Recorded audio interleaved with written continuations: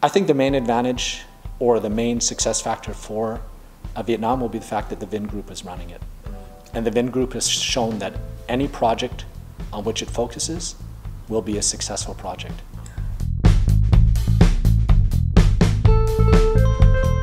My name is Delios. I'm a professor here at the National University of Singapore. I work in the Department of Strategy and Policy. I'm the acting vice dean for our MSc programs. We all know that F1 needs high investments, but not very many countries succeed to organize it. So what is your evaluation about it? Again, it's really uncertain. It is very uncertain.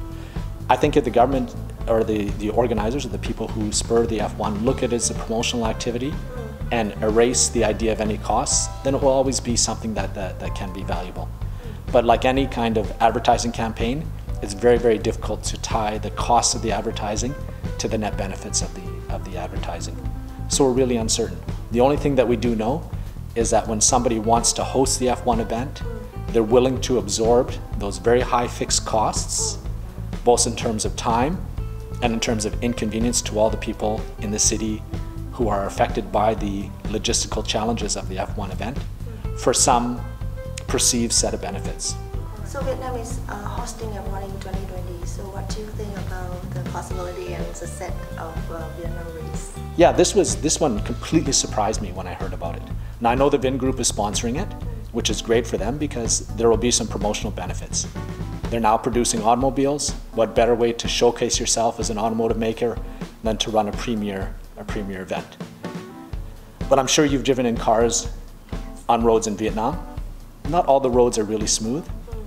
Not all the roads are ready to host these vehicles. So for the Vingroup, and I don't know what kind of government support they receive, they have to do a lot of infrastructure development. So if we summarize what F1 is about, it's about inconveniencing a small to large group of people to benefit a small group or large group of people, and hopefully benefit a group or a country overall. But I think if Vietnam can do a good job of it, then it really signals the emergence of Vietnam as a country to be considered more seriously as a key component of Southeast Asia. Because many people still perceive as Vietnam of the 1980s and not Vietnam of the 2020s, which is a much different. So do you think it's very impossible for hosting F1 in Vietnam compared to Singapore? We all see the logistic and about the street, stuff like that. I think the main advantage or the main success factor for Vietnam will be the fact that the Vingroup is running it. And the Vingroup has shown that any project on which it focuses will be a successful project. And I think this is a big factor in considering whether or not the F1 will be successful. The fact that you actually have this group behind it is a very big positive in my mind. So what is your evaluation about the Vietnam race outcomes or future? Again, it's difficult to say because it's run by a private company. How long will they be interested to host the event? It's not clear this will be a positive moneymaker for them, and the Vingroup is now a publicly listed company.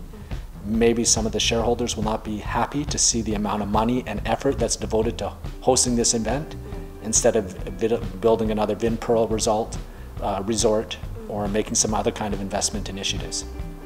I mention this because the company is the one who's primarily funding the race, and I'm not sure what kind of contract they wrote with the F1 Association, probably for 3 or 5 years, but at some point in time they're going to have to revisit whether this is something that provides intangible or tangible benefits for them.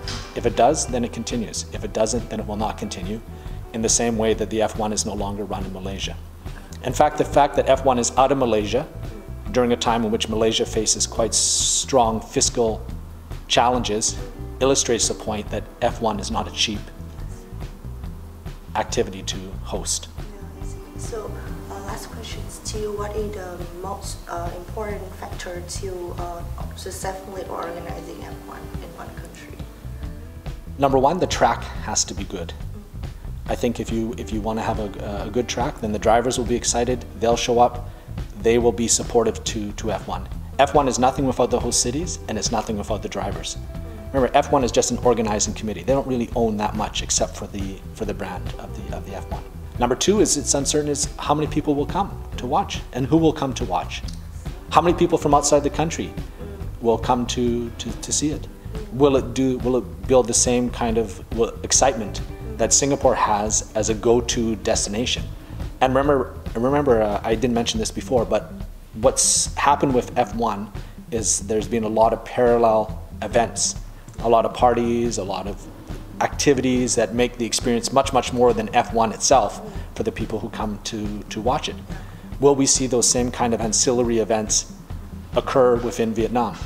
And then it becomes a very attractive proposition. Now the good thing is that for people who come to F1, they tend to be relatively wealthy individuals. They'll spend good money on hotels, they'll spend good money on other activities. So these are the people you want to visit the country because they're going to be spending $200, $300, $400, $500 or more per day, unlike your typical backpacker tourist who doesn't want to spend more than $10 per day. One is obviously a much more preferable kind of tourist than the other. To the extent the F1 is able to shift the nature of tourism in Vietnam to that higher value add tourist, then that's actually a good outcome.